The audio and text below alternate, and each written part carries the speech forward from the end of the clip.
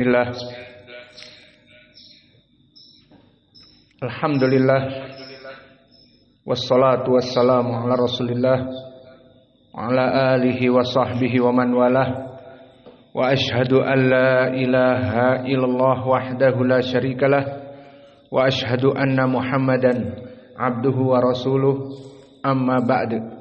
Alhamdulillah, pada kesempatan petang ini ba'dal maghrib 30 Mei 2024, hari Kamis malam Jum'ah, kita lanjutkan kajian di Fakultas Ilmu Fiqih dalam kumpulan soal jawab tentang permasalahan udhiyah, sembelihan kurban. Maka kita masuk sekarang kepada soal-soal berikut ini, soal ketiga dan keempat. Falyatafaddal untuk dibaca soalnya. Bismillah. Assalamualaikum warahmatullahi wabarakatuh. Semoga Allah menjaga antum dan keluarga dan memudahkan segala urusan di dunia ini. Izin bertanya Ustaz, bagaimana hukumnya berkurban dengan kambing betina karena hanya itu sanggupannya? Jazakallahu khairan katsiran wa barakallahu fikum. Soal yang keempat. Assalamualaikum warahmatullahi wabarakatuh. Semoga Allah memudahkan urusan Ustaz dan memudahkan rezekinya. Mohon sebutkan keutamaan menyembelih kurban agar kita semakin bersemangat untuk berkurban.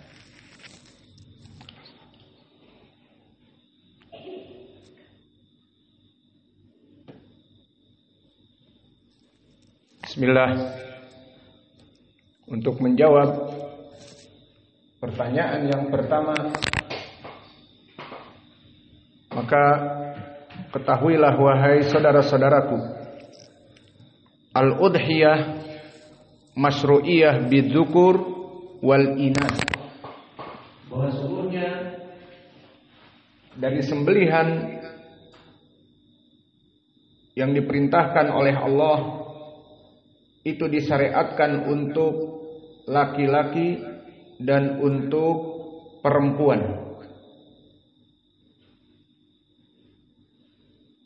Namun dalam permasalahan ini, maka laki-laki lebih afdal daripada perempuan.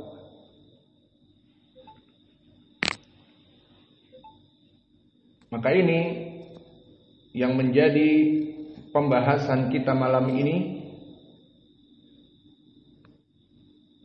Dan untuk pendalilannya, maka yang pertama, Allah berfirman di dalam Al-Quran, walikulli ummatin ja'alna mansakan liyadhkuru smallah ala ma razaqahum mim bahimatil an'am. Yang maknanya setiap umat itu kami jadikan bagi mereka ibadah menyembelih. Untuk apa? Liyadhkuru smallah, untuk menyebut dengan sembelihan itu nama Allah. Ala ma razaqahum, di mana mereka menyembelih atas rizki-rizki yang kami berikan, kata Allah kepada mereka, mim bahimatil an'am, dari hewan-hewan ternak. Di sini yang menjadi permasalahan adalah min bahimatil an'am, bahwa dia adalah dari hewan ternak. Dan hewan ternak ada yang dukur, wa ada yang inas, ada yang laki-laki ataupun jantan, dan ada yang betina. Dan bahkan lebih detail lagi di dalam surat yang lain, Al-An'am, Allah berfirman, samaniyatu azwajin minal dha'ni itsnain wa minal ma'zi itsnain. Dan disebutkan setelahnya, wa minal ibili itsnain wa minal baqari itsnain. Hadihi bahimatul an'am. Maka ayat tadi, kami menjadikan kepada setiap kaum untuk melaksanakan sembelihan agar menyebut nama Allah pada saat menyembelih dari apa-apa yang Allah rizkikan kepada mereka min bahimatil an'am, dari hewan-hewan ternak. Maka hewan ternaknya yang bagaimana? Di sini samaniyatu azwajin, di surat Al-An'am ada 8 jenis. 8 jenis bagaimana? Dari jenis kambing dibagi menjadi 2. Apa itu? Minal dha'ni itsnain wa minal ma'zi itsnain. Apa maknanya? Kambing di dalam bahasa Arab, dan ini adalah bahasa Al-Quran, terbagi menjadi 2. Ad-dha'n wal ma'z. Ma makna dha'n?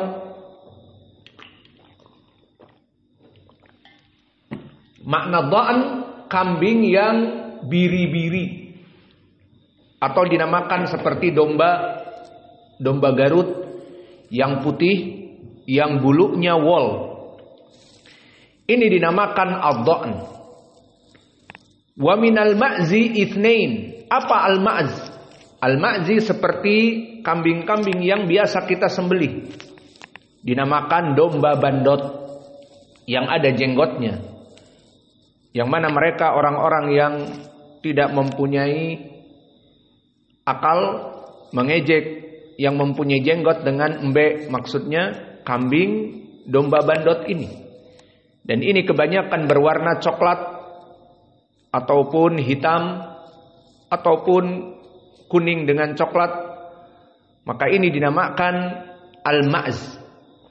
Maka di Al-Quran disebutkan samaniyatu azwajin, bahimatul an'am yang diperintahkan untuk disembelih dan diterima sembelihannya, minadha'ni itsnain. Dan dha'an tadi telah kami sebutkan dia adalah jenis domba wol. Maka itsnain maknanya adzakar wal unsa. Idan ad-dha'an minadzakar dinamakan apa? Al-kabsh. Maka domba wol, domba Garut yang jantan dinamakan di Arab al-kabsh.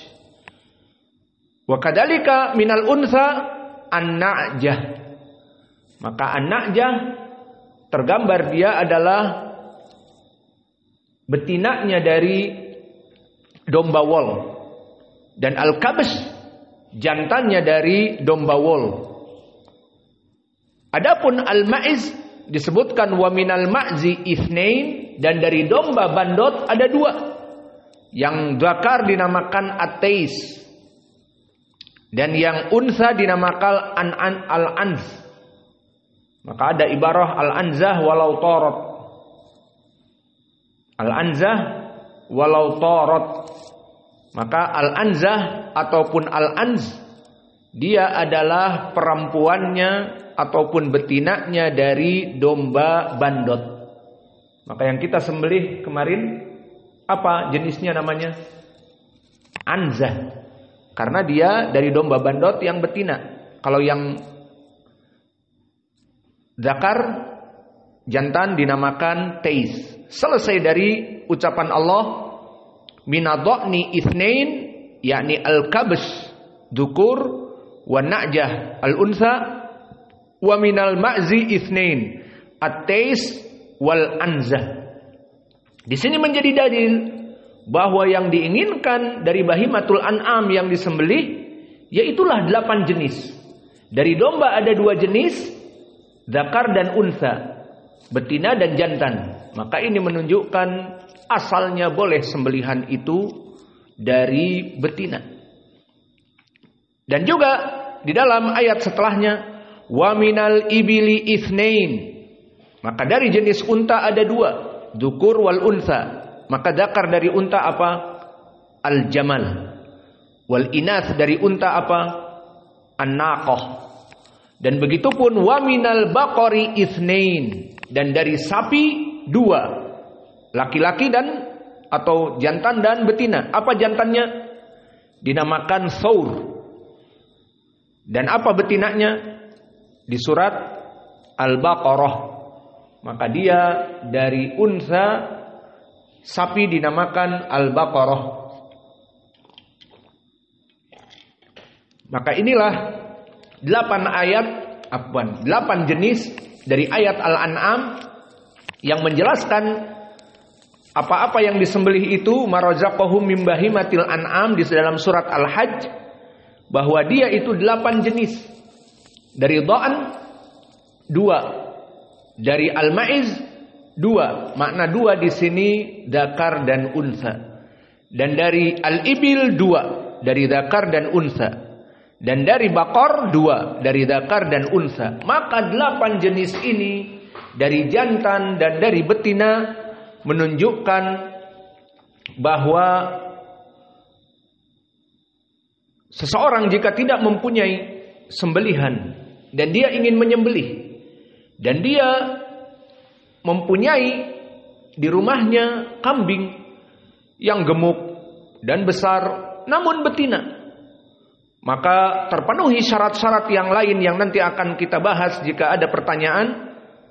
Syarat-syaratnya diantaranya terjauh dari uyub dan usianya tertentu, masuk kepada syarat, maka boleh orang ini menyembelih kambingnya untuk beribadah, diberikan sembelihan kepada Allah.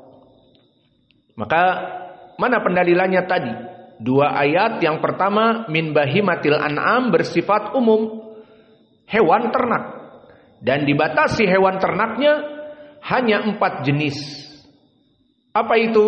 Dari jenis kambing 2, ad-dha'an, dan juga al-ma'z, dan jantan betinanya. Jadi 4 jenis. Lalu sapi 2, jantan betina, dan ibil ataupun unta 2, jantan dan betina. Semuanya bahimatul an'am ditafsirkan dengan 3 hewan ini. Lalu jika ada yang bertanya, saya mempunyai ayam kalkun, dan ayam kalkun kepunyaan saya dari ras yang bagus, dikrumi, dari dari Roma, maka dia sangat besar, dan jika ditimbang bisa 10 kilo lebih, seperti kambing. Maka bolehkah saya menyembelih di hari Id? Apa jawabnya? Boleh apa tidak? Jawabnya tidak boleh, karena min bahimatil an'am di ayat tadi, dan ditafsirkan bahimatul an'am samaniyatu azwaj. Tidak ada di situ jantannya dari ayam dikrumi ataupun betinanya dari dikrumi, tidak ada. Yang ada minadha'an itsnain wa minal ma'zi itsnain wa minal ibili itsnain wa minal baqari itsnain. Hanya ada 4 jenis dengan jenis kelaminnya. Maka ini jawaban kepada saudara kita, dan baqiya masalah. Masalahnya, jika dia mempunyai kambing yang ada laki-laki atau jantan, dan mempunyai kambing yang betina di dalam kandangnya ataupun peternakannya, atau dia ingin membeli dengan uang, ditawarkan ada yang betina dan ada yang jantan, dan sama-sama gemuk, maka yang jantan misalnya seperti biasa akan mahal. Dia akan misalnya 3 juta, 3.500.000. Namun betinanya yang meskipun besarnya sama akan bisa jadi 1,5 juta ataupun mendekati 2 juta. Maka inilah dalam permasalahan yang akan kita bahas sekarang. Ainal afdal adzakar aul untha? Jika dia mempunyai uang untuk membeli keduanya, mana yang dia pilih? Untuk membeli keduanya tentunya tidak bisa, namun dia punya uang, mana yang lebih baik dia berikan untuk Allah, sedekahkan untuk Allah? Membeli kambing yang laki-laki ataupun jantan ataupun betina. Dan begitupun jika dia mempunyai kambing di rumahnya, memang biasa memelihara kambing dan juga menggembalakannya, maka dia mempunyai kambing yang jantan dan kambing yang betina. Mana yang akan diberikan untuk Allah dan mana yang terbaik? Di sini pertanyaan lain lagi. Kalau tadi hukumnya boleh seseorang menyembelih dari hewan ternak betina seperti pertanyaan tadi hanya mampu untuk menyembelih yang betina karena memang itu adanya, maka ini tidak apa-apa, terpenuhi. Namun di sini jika orang ini mempunyai uang, mana yang dia pilih, membeli jantan atau betina? Atau dia mempunyai kambing di rumahnya juga, jantan dan betina? Jawabnya az-zakar afdol. Mana pendalilan bahwa yang jantan lebih baik dan utama? Pertama, dari dalil yang merupakan amalan Nabi. Hadis yang muttafaqun alaih dari Anas ibn Malik. Dhahan Nabiyyu sallallahu alaihi wa ala alihi wasallam bikabshain amlahain aqranain dabahahuma biyadihi wa samma wa kabbara wa wada'a rijlahu ala sifahihima. Bahwa di dalam hadis Anas ini Nabi telah menyembelih bikabshain amlahain. Di sini syahidnya mana coba? Tadi kita telah belajar samaniyatu azwaj. Bikabshain, ma makna kabshain? Dibuka mikrofonnya, ditanya satu-satu. Indak ya hadaman Lubuk Linggau. Ma makna kabshain? Indak ya idan anta ma tafham. Indak ya man? Ucok orang Medan. Kambing domba yang laki-laki. Domba laki-laki. Berapa biji? Berapa ekor? Kif satu. Bikabshain. Dua. Maka di sini kabs adalah domba jantan. Maka Nabi dulu menyembelih bikabshain, dua domba jantan yang berwarna putih, amlahain, akronain, yang berwarna putih keduanya dan dalam keadaan gemuk. Maka poin pendalilannya Nabi dulu menyembelih dengan dua kambing yang laki-laki ataupun jantan dengan kabs. Kalau dia betina, maka namanya bukan kabs, tapi namanya apa tadi? Perempuannya dari domba, na'jah. Namun di sini poinnya adalah Nabi menyembelih bi kabshain. Maka kabshain az-zakar min ad-dha'n. Fadabahahuma biyadihi. Maka Nabi menyembelih dengan tangannya. Wasamma wa kabbara, maka Nabi membaca bismillah dan bertakbir Allahu Akbar, dan menyimpankan kakinya pada dua di depan dari kedua kakinya, di atas dari kedua kaki, di atas dadanya. Maka ini yang dilakukan oleh Nabi sebagai pendalilan bahwa dia menyembelih dengan yang jantan. Dan pendalilan yang lain dari segi kias, dikiaskan, dan kias ini bisa dijadikan pendalilan di mana hadis yang muttafaqun alaih dari Abi Dzar. Sa'altu Nabiyya sallallahu alaihi wa ala alihi wasallam ayul amal afdal? Qala imanu billah wal jihad fi sabilih. Qultu fa ayyur riqab afdal? Ini poin pendalilannya. Wahai Rasulullah, amalan apa yang sangat dicintai Allah? Iman kepada Allah dan berjihad di jalannya. Selesai dari amalan. Dan ini bukan poin. Yang menjadi poin setelahnya, fa ayyur riqabi afdal? Lalu dari ar-riqab, dari budak-budak belian, mana yang paling baik untuk dibebaskan?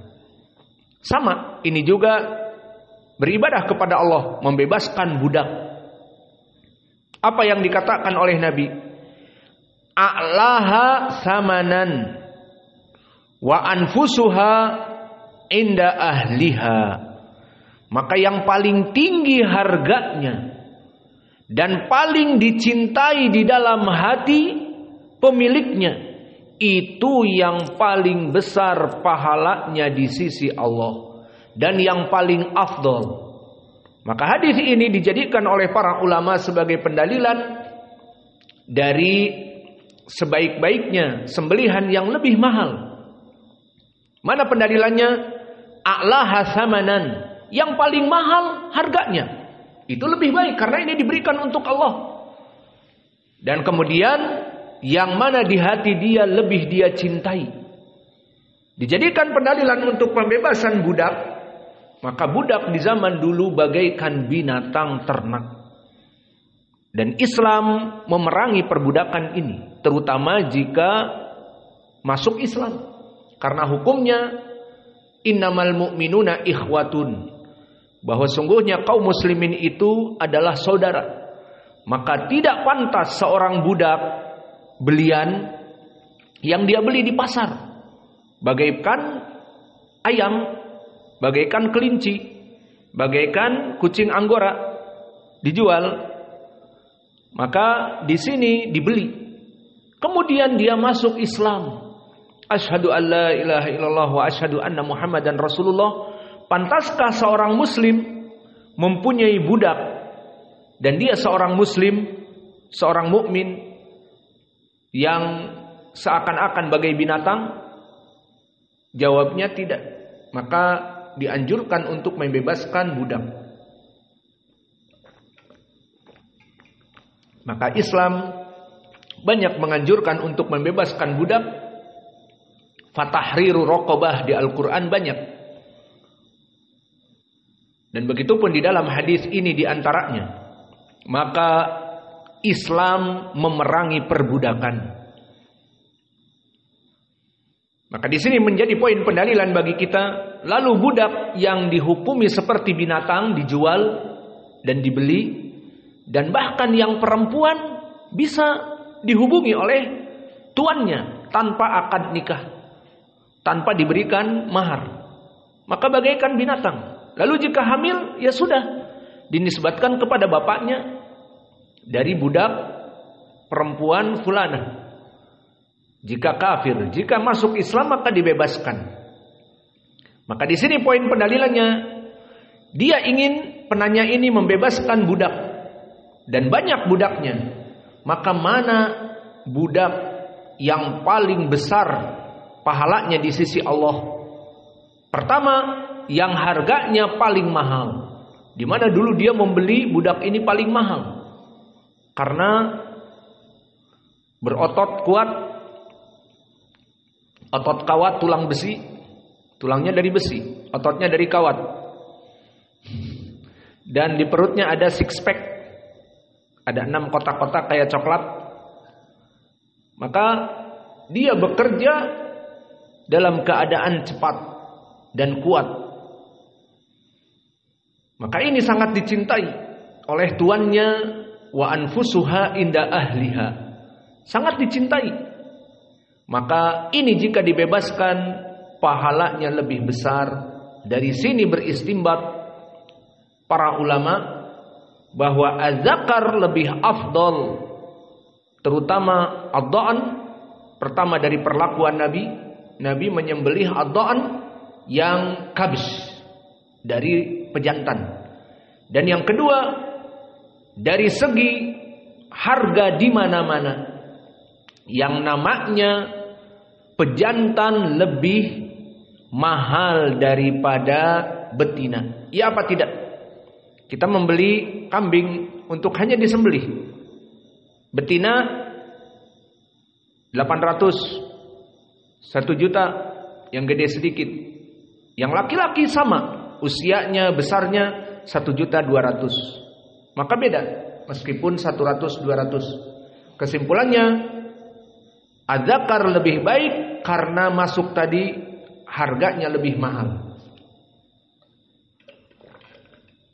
Maka selesailah dari jawaban yang pertama.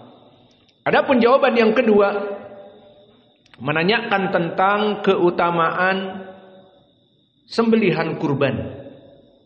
Maka sebelum kita jawab, kita mengingatkan pertanyaan-pertanyaan yang terdahulu. Dulu pernah Ustadz menjawab di soal yang kedua dari hadis-hadis tentang keutamaan menyembelih kurban, dan bahkan menukilkan dari ucapan Ibnul Arabi, laisa fi fadlil udhiyah hadis sahih, bahwa tidak ada pada hadis udhiyah hadis yang sahih. Lalu kenapa sekarang akan menyebutkan keutamaan tentang al-udhiyah?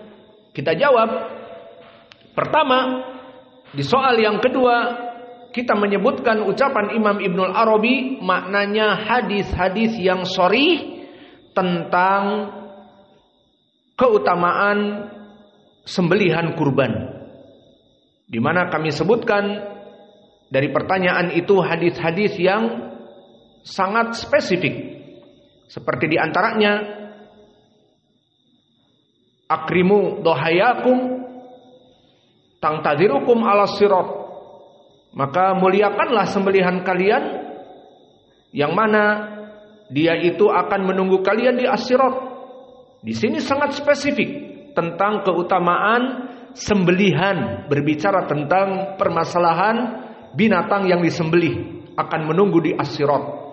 Dan juga di hadis Ibnu Abbas yang dhaifun jiddan, tidaklah dari harta yang diinfakkan untuk Allah yang paling baik adalah dengan membeli sembelihan disembelih di hari Id. Ini pun dhaifun jiddan. Dan bahkan lebih detail lagi bahwa disebutkan bikulli sya'ratin hasanah dari Zaid ibnu Arqam yang dhaifun jiddan juga, bahwa tidak ada dari sembelihan kecuali setiap bulu-bulu dari sembelihan itu akan menjadi pahala. Maka berapa pahala yang didapat? Dan begitupun dengan lafaz yang lain, barang siapa yang menyembelih mandoha thayyibah biha nafsah muhtasiban li udhiyati kanat lahu hijaban minan nar. Barang siapa yang menyembelih dengan tujuan untuk mendapatkan pahala dari Allah, maka dia akan menjadi hijab dari api neraka. Ini kita katakan lafaz-lafaz seperti ini kebanyakan dhaif, dan ini nas dari Ibnul Arabi. Tidak ada hadis-hadis yang sahih dalam permasalahan udhiyah, maksudnya secara spesifik. Namun di sana ada keutamaan-keutamaan barang siapa yang melaksanakan sembelihan, karena amalan ini amalan yang agung dan telah datang dari Al-Quran dan Sunnah dari keutamaannya, seperti bersifat umum, tidak seperti tadi kambingnya itu menunggu di as-sirat, dan kambingnya itu ataupun sembelihannya itu setiap bulu-bulunya mendapatkan pahala, dan yang lainnya. Maka ini yang dhaif. Namun di sini kita akan membahas keutamaan sembelihan kurban secara umum. Maka apa itu keutamaan dari sembelihan kurban? Maka pertama, keutamaan orang-orang yang membeli sembelihan kurban dan menyembelihnya di hari Id untuk Allah. Pertama, min taqwal qulub, bahwa itu dari ketakwaan kepada Allah. Maka ini keutamaan yang pertama. Seseorang di saat membeli sembelihan, meskipun harganya demikian juta, berbeda dengan hari-hari biasa, maka dia membeli untuk Allah Jalla wa'ala, fa innahu min taqwal qulub. Dia mendapatkan keutamaan yang pertama dari ketakwaan hati.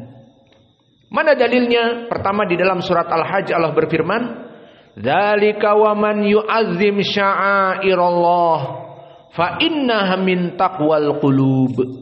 Maka yang demikian itu barang siapa yang mengagungkan syiar-syiar Allah, di antaranya melaksanakan sembelihan di hari Id, itu syiar hari Id, syiar Allah, syiarnya kaum muslimin melaksanakan sacrifice ataupun pengorbanan dengan binatang ternak untuk Allah. Maka disebutkan fa innaha, perbuatan yang demikian itu min taqwal qulub, dari ketakwaan hati. Maka di sini alhamdulillah telah datang tafsir yang kita inginkan. Maksudnya tafsir yang berhubungan dengan sembelihan. Maka syairullah di sini, syiar-syiar Allah adalah sembelihan, membeli kambing dan menggemukkannya, memeliharanya sampai hari Id, kemudian disembelih untuk Allah. Ini dia tafsir dari salaf. Mana pendalilannya tafsir dari salaf? Telah datang dari Mujahid. Dan Mujahid muridnya Ibnu Abbas, pentafsir dari tabi'i yang kuat dari Ibnu Abbas, dia mengambil ilmunya. Maka dia mentafsirkan waman yu'azzim sya'airallah, barang siapa yang mengagungkan syiar-syiar Allah, qala isti'dham al-badan wastismanuha wastihsanuha. Maka yang diinginkan dengan mengagungkan syariat-syariat Allah di hari itu, di hari Id, di mana dia membeli kambing dan menggemukkannya dan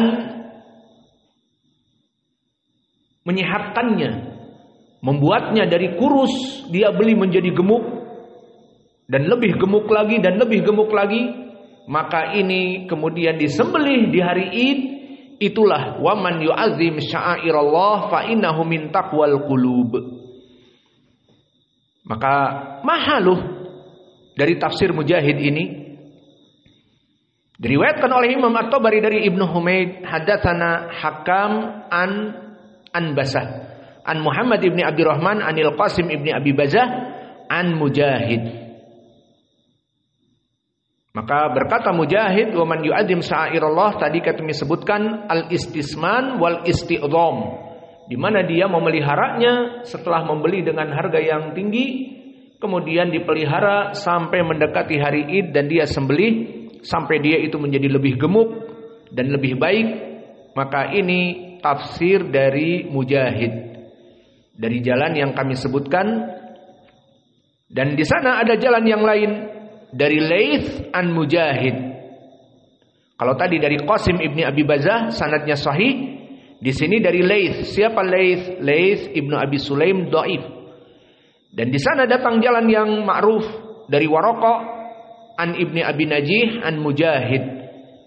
Maka datang juga jalan yang keempat dari Ibnu Juraid dan Mujahid. Maka di sini hadis ini ataupun asar ini menjadi asar yang sahih, tafsirnya Mujahid. Dan di sana ada tafsir dari Ibnu Abbas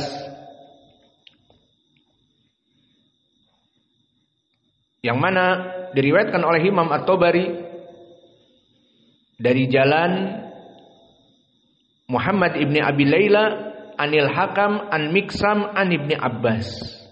Berarti di sini sanadnya lebih tinggi dari Mujahid, langsung kepada gurunya Ibnu Abbas.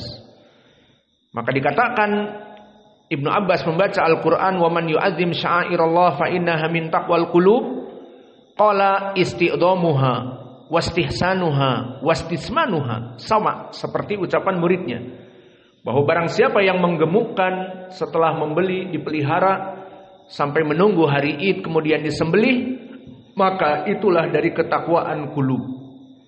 Maka hadis ini diriwayatkan oleh Muhammad ibni Abi Layla anil Hakam an Miksam an Ibni Abbas.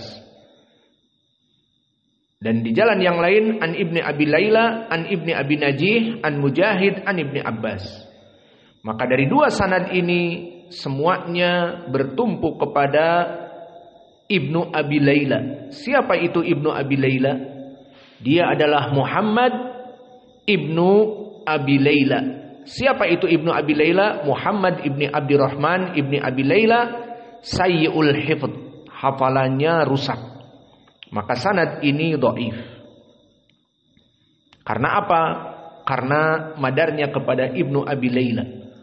Lalu kalau begitu kesimpulannya, keutamaan yang pertama adalah min taqwal qulub, penyebab ketakwaan hati. Jadi orang-orang yang menyembelih karena Allah di hari Id dan dia membelinya dengan harga yang tinggi dan juga memeliharanya, maka itu termasuk dari ketakwaan kepada Allah.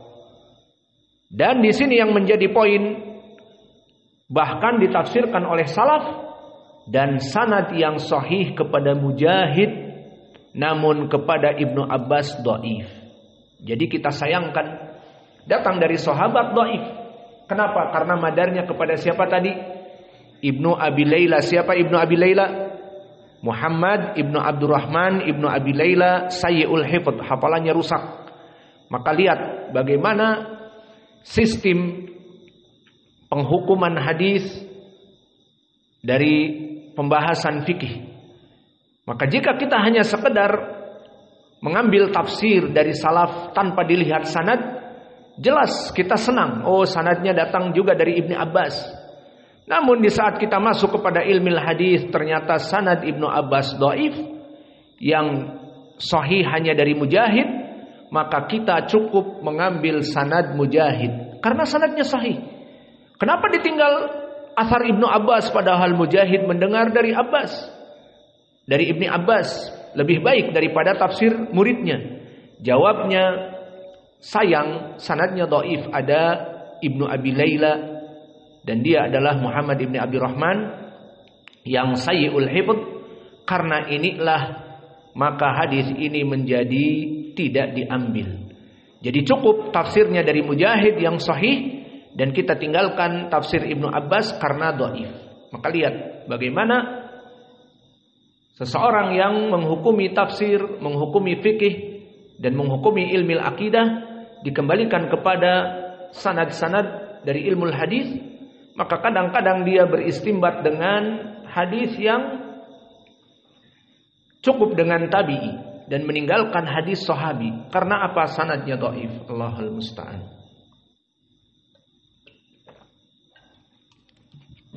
Maka yang kedua dari keutamaan menyembelih karena Allah di hari Id, dari keutamaan sekarang masuk keutamaannya kepada perbuatannya. Bahwa perbuatan menyembelih itu dikorinkan oleh Allah dengan waw ataf kepada sholat. Dan sholat adalah rukun Islam yang mulia. Dan digandengkannya antara sholat dengan sembelihan menunjukkan itu adalah suatu keagungan dari amalan. Maka lihat di dalam ayat Al-Quran, di antaranya Allah berfirman, "Fasolli li rabbika wanhar." Fasolli, maka salatlah kalian wahai kaum muslimin. Li rabbika, ikhlas kepada Allah. Wanhar, waw huna waw atifah, maka fasolli wanhar. Salatlah dan sembelihlah. Maka di sini digadengkan ataf. An-nahar sembelihan, ma'tuf ila solli. Sama-sama fi'lun amr. Fasolli, salatlah dengan fi'lun amr. Wanhar, dan sembelihlah. Maka perintah untuk menyembelih diatafkan kepada salat. Hada yadullu ala fadli ad-dabihah, atas keutamaan sembelihan. Dan dalil yang lain Allah berfirman, "Qul inna sholati wa nusuki wa mahyaya wa mamati lillahi rabbil alamin." Katakanlah bahwa sungguhnya salatku dan sembelihanku dan hidupku dan matiku hanya untuk Allah Rabbal Alamin, pencipta dari apa-apa yang kita huni di langit dan di bumi ini. Maka di sini salatku dan sembelihanku. Maka nusuki, sembelihan, diatofkan kepada salat, menunjukkan bahwa dia amalan yang agung. Maka telah datang tafsir dari salaf pada ucapan fasholli li rabbika wanhar, maka salatlah untuk Allah, wanhar, dan sembelih untuk Allah. Telah datang tafsir ayat ini tidak tanggung-tanggung dari Ibnu Abbas, dan di sini kepada Ibnu Abbas bisa jadi hasan li ghairi. Berkata Ibnu Abbas, fasholli li rabbika wanhar, maka salatlah untuk Rabb kamu dan idbah yaumin nahr, dan sembelihlah pada hari Id. Maka ini menunjukkan permasalahan menyembelih di hari Id adalah suatu amalan yang agung. Dan ini tafsir Ibnu Abbas. Ada qayyimu hada. Maka dari tafsir Ibnu Abbas, hakada talabul ilm. Naum fi waqti dars. Maka Allah musta'an. Allahumma jannibna minal jahl wal ghuba. Maka di sini, di dalam hadis ini disebutkan dari Ibnu Abbas dari dua jalan. Pertama jalan dari Ali an Ibni Abbas. Siapa Ali? Ibnu Abi Thalhah, dan dia tidak mendengar dari Ibni Abbas. Maka dhaif sanad pertama. Sanad yang kedua dari Muhammad ibn Sa'ad, hadatsani abi, hadatsani ammi, hadatsani abi an abihi an Ibni Abbas. Maka ini ma'ruf dengan apa? Silsilah al-Aufiyin. Maka berkata Ibnu Abbas, fasholli li rabbika wanhar, as-shalah al-maktubah wa nahr an-nusuk wa dzabah yaumal adha. Maka di sini dijadikan salat yang wajib, kemudian juga diatafkan sembelihan kepada salat yang wajib. Maka ini tafsir Ibnu Abbas menjadi hasan li ghairi. Datang dari dua jalan meskipun keduanya dhaif. Silsilah al-Aufiyin dhaif, dan riwayat Ali Ibnu Abi Thalhah dari Ibni Abbas juga inqita', tidak mendengar dari Ibni Abbas, maka dhaif. Keduanya bisa naik kepada derajat hasan li ghairi. Dan kemudian ayat tadi, qul inna sholati wa nusuki, katakanlah wahai Muhammad bahwa sungguhnya salatku dan sembelihanku dan hidupku dan matiku hanya untuk Allah. Di sini juga diatafkan nusuki. Maka mana tafsir salaf bahwa yang diinginkan nusuk adalah sembelihan? Telah datang diriwayatkan oleh Imam At-Tabari dari Mujahid yang sanadnya sahih seperti sanad yang tadi, dari Hakam an Ambasah an Muhammad ibni Abdurrahman anil Qasim ibni Abi Bazah dari Mujahid. Dikatakan oleh Mujahid, inna sholati wa nusuki, sungguhnya salatku dan nusukku, qala an-nusuk adzabaih fil hajj wal umrah. Maka makna nusuk adalah sembelihan di haji dan umrah. Dan sanad yang lain dari Isa an Ibni Abi Najih dari Mujahid. Maka di sini sanad yang kedua. Dan sanad yang ketiga dari Shibl an Ibni Abi Najih dari Mujahid. Maka dari tiga sanad ini, hadis ini atau athar dari Mujahid ini sahih. Maka ini keutamaan yang kedua. Apa keutamaan yang kedua? Allah gandengkan perintah untuk menyembelih di hari Id dengan sholat di dua ayat. Fasholli li rabbika wanhar, inna sholati wa nusuki. Bismillah. Kemudian apa keutamaan yang ketiga? Keutamaan yang ketiga, al-udhiyah, bahwa sembelihan ini minal amali soleh fi ayyam ashri dzil hijjah, bahwa amalan menyembelih dari sembelihan itu masuk kepada 10 hari awal Dzulhijjah yang diagungkan ibadah di dalamnya. Dan ini insyaallah akan kita dapati di waktu yang akan datang. Maka mana pendalilannya? Datang di hadis yang diriwayatkan oleh Imam Al-Bukhari asalnya. Dan nanti kita masuk kepada riwayat Abu Daud yang lebih jelas. Maka di riwayat Al-Bukhari dengan lafaz mal amalu fi ayyam, maka tidak ada amal-amal pada hari-hari afdal minha fi hadihi. Tidak ada dari hari-hari yang lebih afdal di siangnya dari hari-hari tersebut. Maka dikatakan walal jihad. Qala walal jihad. Meskipun amalan jihad, meskipun amalan jihad tidak ada apa-apanya dibanding amalan hari-hari ini. Kecuali seseorang yang keluar dan dia terbunuh berperang di jalan Allah, maka itu bisa. Maka ini lafaz Imam Al-Bukhari yang menunjukkan dari hadis Ibni Abbas, berkata Nabi, dari hari-hari ada yang sangat baik. Dikatakan meskipun dengan amalan orang yang melaksanakan jihad, meskipun. Maka apa hari-hari itu? Kita ambil tadi riwayat Al-Bukhari yang sederhana, maka telah datang riwayat dari Abi Daud. Masih dari Ibni Abbas, berkata Rasulullah sallallahu alaihi wasallam, "Ma min ayyamin al-amalu shalih fiha ahabbu ilallah min hadhil ayyam." Yakni ayyamal ashr. Di sini lebih jelas lagi. Berkata Nabi, tidak ada hari-hari di mana seseorang melaksanakan amal-amal soleh padanya lebih dicintai oleh Allah, yakni pada hari 10. 10 apa? 10 awal Dzulhijjah. Maka ini insyaallah akan kita dapati di waktu setelah sepekan yang akan datang. Maka siang-siang itu lebih baik di sisi Allah dari amalan-amalan apapun. Sampai di hadis disebutkan, meskipun jihad ya Rasulullah, meskipun jihad. Kecuali orang yang memang dia berjihad, bertempur, kemudian mati terbunuh, tidak bisa pulang ke